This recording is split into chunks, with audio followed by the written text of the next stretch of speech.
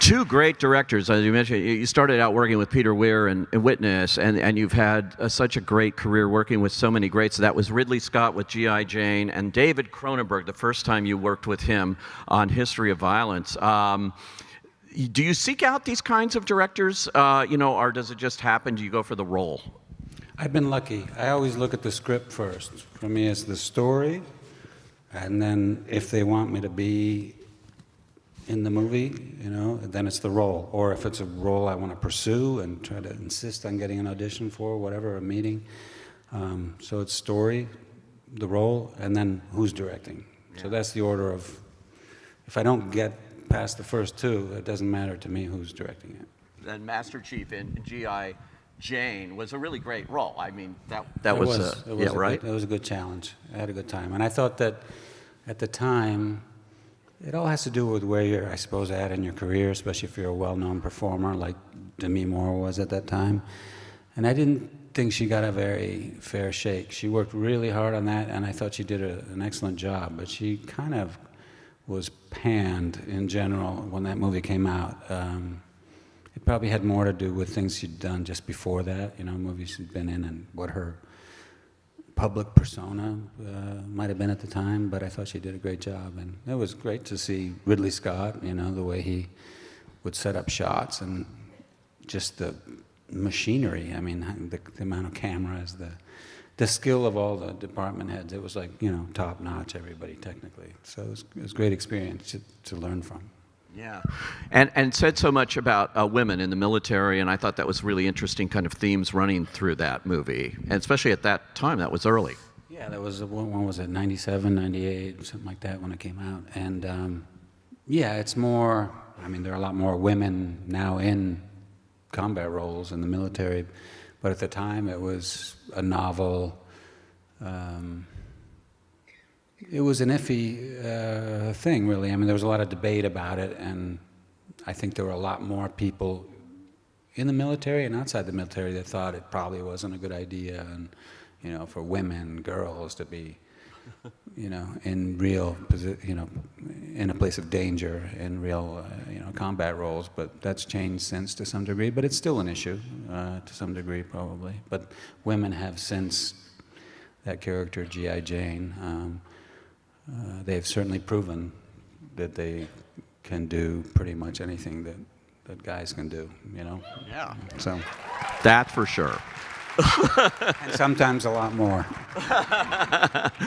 David Cronenberg, and you seem to be his muse or a go-to guy for David Cronenberg, A History of Violence, proving why, when you worked with him there. That's a fascinating movie, and it's even more fascinating today, what it says.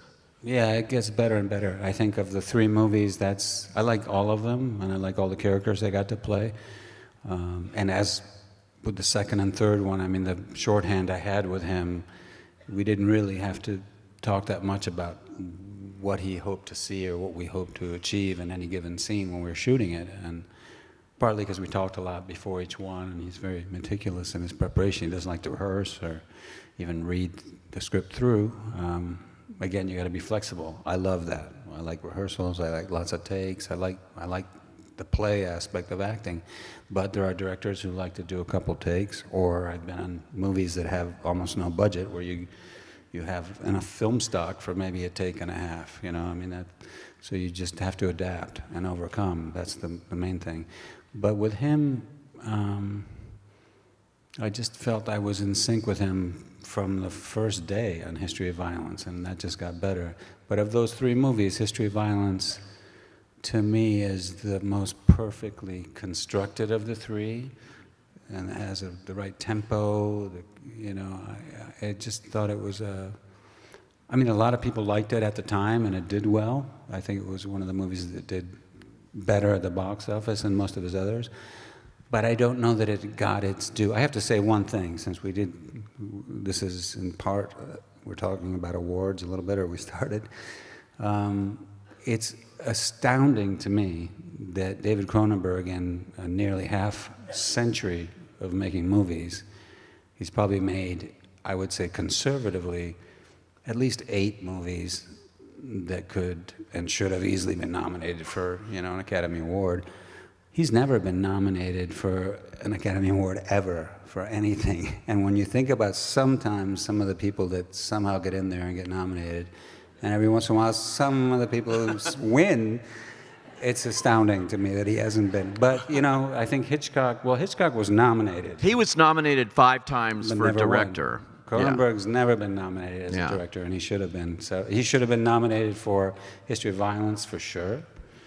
Probably Eastern Promises as well, and so, and not to mention Dead Ringers and The Fly, many others. The brilliant Fly, remake of The Fly. Yeah. So anyway, whatever. So they are great if they happen, and if they don't, it doesn't mean. I mean, when that happened with History of Violence, it didn't change one iota how I felt about the movie and about what he'd accomplished. The fact that he didn't get nominated. It's not like if you don't get nominated, well, maybe the movie's not as good as I thought it was. It doesn't change how you feel about it, but it's a nice candy. It's a nice, icing. I don't have a clip of this, but since you brought it up, speaking of Hitchcock, he was nominated for Psycho. You did the shot-by-shot remake with Gus Van Sant. I've just always been curious about that movie and why. Why? I also did Perfect Murder, which was Dial M for Murder. Dial M for Murder. Psycho, that's the question I asked Gus Van Sant. It was a summer day. I was in L.A. and Gus Van Sant wants to meet you. I went to his office. He goes, "I'm going to do a remake of Psycho," and I said, "Why?" It's like, why? I mean, it's such a good movie. It works. He goes, "Because it's so good as an exercise." And he didn't say, "These fools are going along with it." He just said, the studio's willing, and I'm interested in that as a cinematic exercise. I want to do it, shot for shot. I said, "You mean you're going to set it in that time, black and white?" He goes, no, color, modern day. But all the scenes, we're going to have, video there, and you're just going to look, and every move you make is... And I thought, well, it's very constraining, that idea, and in some sense, maybe it's a bullshit idea, I don't know. But why not? I mean, Gus Van Sant's made some good movies. I like Drugstore Cowboy and some of his other work at that time, and I thought, why not try it? I mean, and we get to do it in L.A. on the back lot, Universal, and so it's like a day job, and I don't have to leave home. I can spend the summer with my kid. He can even come with me, and we can go on the water slide during lunch, which we did.